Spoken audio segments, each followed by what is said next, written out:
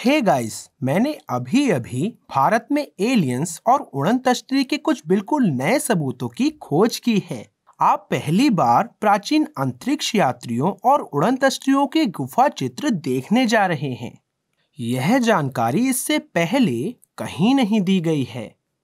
यह गुफा चित्र दक्षिण भारत के एक सुदूर गांव में स्थित है, जिसे ओनाके किंदी कहते हैं।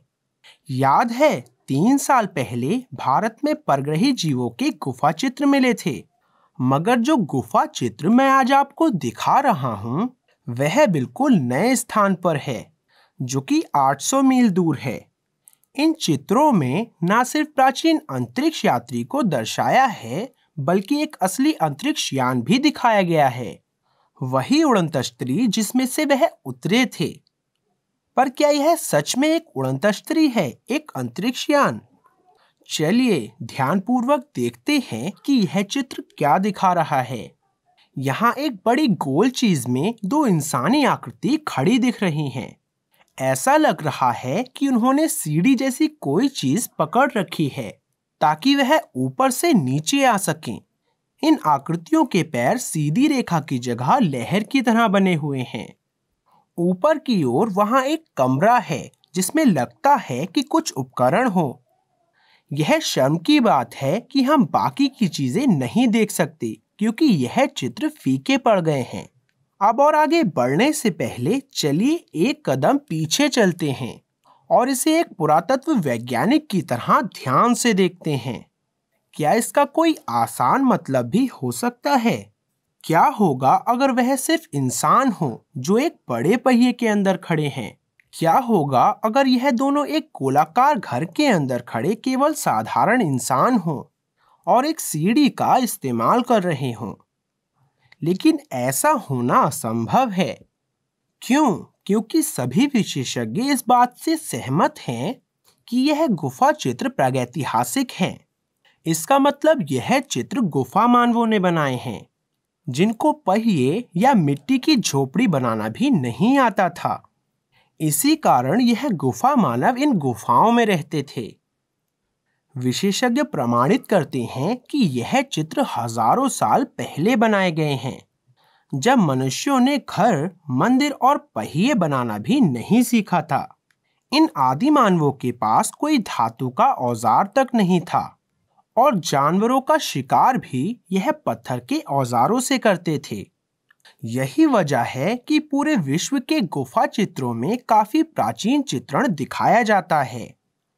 आप इनमें इंसानों को, उनके परिवार और पशुओं को देखेंगे। ठीक इसी स्थान पर हम वैसे ही चित्र देख सकते हैं। यहाँ इंसान हैं, उनके परिवार हैं और पशु जिनका वे शिकार कर रहे थे। सभी विशेषज्ञ मानते हैं कि गुफा चित्र आम जीवन का सबसे असली चित्रण हुआ करते थे, क्योंकि गुफा मानवों के पास कोई कल्पना शक्ति नहीं थी। उन्होंने वही चित्रित किया जो उन्होंने देखा था। तो फिर यह हो क्या सकता है? यह घर नहीं हो सकता है, क्योंकि आदि मानव को घर बनाना नहीं आता था। और वैसे आज भी ऐसे गोलाकार घर बनाना लगभग असंभव है। यह एक पहिया भी नहीं हो सकता, और ना ही यह एक सीढ़ी हो सकती है, क्योंकि इनका आविष्कार हजारों वर्ष बाद हुआ था। तो यह और क्या हो सकता है? यदि गुफा मानवों ने वही बनाया जो उन्होंने देखा था, तो उन्होंने इतनी आधुनिक संरचना कैसे चित्रित की? एक गोला जिसमें इंसान है, और यह कोई साधारण गोला नहीं है। इसकी परिधि के अंदर 10 और छोटे गोले हैं, जो अजीब तरह से हमें यूएफओ की याद दिला रहे हैं। यह और क्या दर्शा सकता है?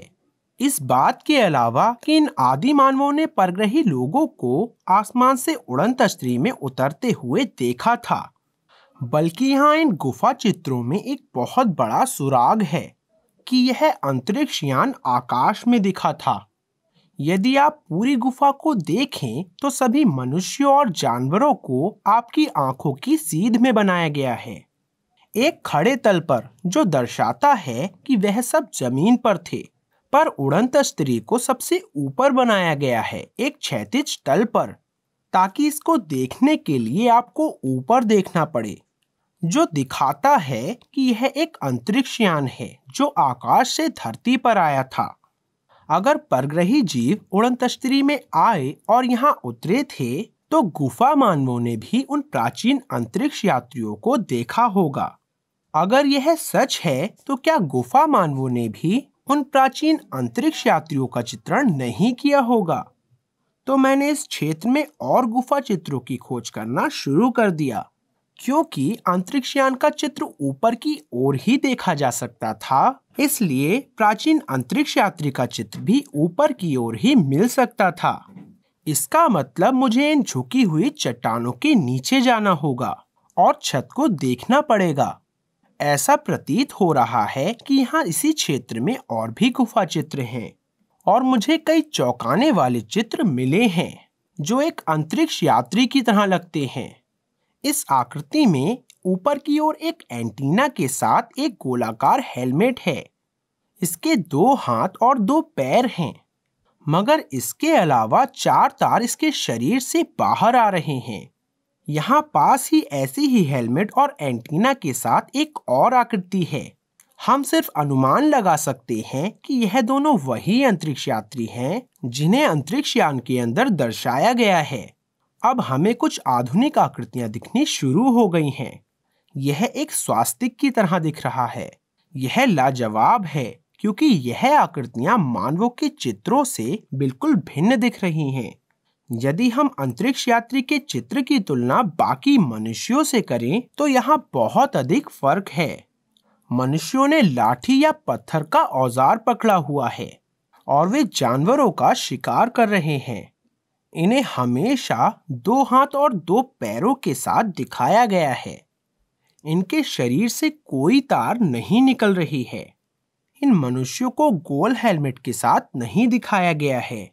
इनके सिर मनुष्यों की तरह ही हैं और इनके सिर से कोई एंटीना भी नहीं निकल रहा। तो यदि यह आकृति परग्रही जीवों की नहीं, तो फिर किसकी है? क्या ये सिद्ध होता है कि हजारों वर्ष पूर्व परग्रही यहाँ उतरे थे और इन गुफा मानवों के संपर्क में थे? शुरुआती संपर्क के बाद क्या हुआ होगा? इतिहासकार इन सवालों के जवाब देने से बचते हैं, लेकिन चलिए एक पल के लिए मानव इतिहास की ओर देखते हैं। इतिहास की किताबें बताती हैं कि मनुष्यों ने चलना 2 लाख साल पहले शुरू किया था। तब भी हम शिकारी ही बने रहे और समय के 99% काल में बाकी जानवरों की तरह आचरण करते रहे। और अचानक ही बीते कुछ हजार सालों में हमने गुफा से लेकर मंगल ग्रह तक का सफर तय कर लिया। लगातार विकास में यह अकस्मात परिवर्तन बिना किसी बाहरी मदद के संभव नहीं है। स्कूल के दिनों में हमने सीखा था कि कुछ रासायनिक प्रक्रियाएं धीमी गति से होती हैं, किंतु जब उसमें उत्प्रेरक शामिल किया जाए तो प्रतिक्रिया की गति अविश्वसनीय रूप से बढ़ने लगती है।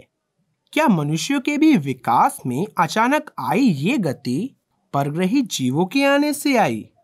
गुफा में रहने से लेकर विशाल चट्टानों से बने भवनों का निर्माण, वो भी इतने कम समय में करने के इस अकस्मात परिवर्तन की व्याख्या हम और कैसे कर सकते हैं बिना किसी के ये सिखाए कि ऐसी संरचना कैसे बनाएं? तकनीकी आधुनिकीकरण की यह गति अविश्वसनीय है। क्या प्राचीन अंतरिक्ष यात्रियों ने, जो कि उड़नतष्टरी में आए थे, पुरातन गुफा मानवों को यह अद्भुत संरचनाएं बनाना सिखाया था? क्या यह संभव है कि सभी मानवीय सभ्यताओं की शुरुआत ऐसे ही हुई होगी? मैंने पहली गुफा में भी ऐसे ही चित्रों के कुछ और सबूत खोजने की कोशिश की। मुझे अंतरिक्ष यान या अंतरिक्ष यात्री से संबंधित कुछ नहीं मिला, मगर मैं और ज्यादा जानकारी जो मुझे मिली थी अपनी अलग वीडियो में देने की कोशिश करूंगा। अगर मैं इस क्षेत्र में और समय बिताता हूं, तो मुझे संभवतः कई अधिक सुराग मिल सकते हैं।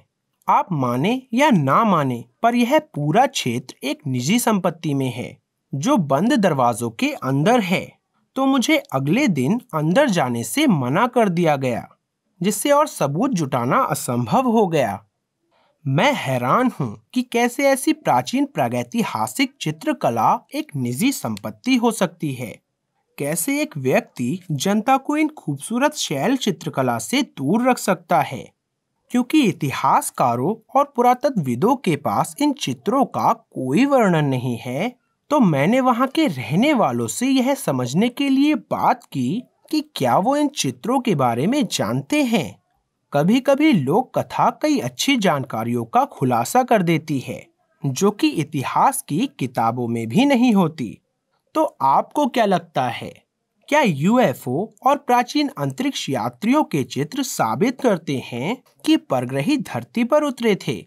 और किस प्रकार हम इस गोलाकार वस्तु की व्याख्या कर सकते हैं जिसमें मानवाकार जीव बैठे हैं? ये एंटीना के साथ हेलमेट वाली आकृतियां कौन हैं?